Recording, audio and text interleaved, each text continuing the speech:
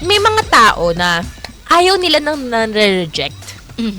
Iba kasi yung feeling kapag na-reject ka, diba? Oo, parang may mga tao na alam naman nila na dapat na nilang i-let down yung tao dahil hindi nila gusto, dahil nga talagang wala na silang chance talaga sa kanya.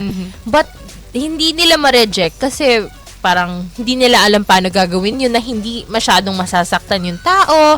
Parang iniisip nila na masaya naman siya na nililigawan ako, pero paano pag sinabi ko sa kanya na ayaw ko na? Anong mararamdaman niya?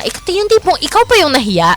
Oo, may ganun Diba? Ikaw pa yung nahiya. Yes, for na example, masaktan mo yung tao. Ang simplest na example dyan. Halimbawa, pag may nangutang sa'yo, diba? Oo. Hirap na hirap kang singilin. Totoo. Kasi yan. iniisip mo, meron Hala, kaya siya pang nakakahiya. bayad? Nakakahiya naman kasi parang singilin ko siya. baka makulitan siya sa akin. O baka naman isipin niya suplada Diba? ako.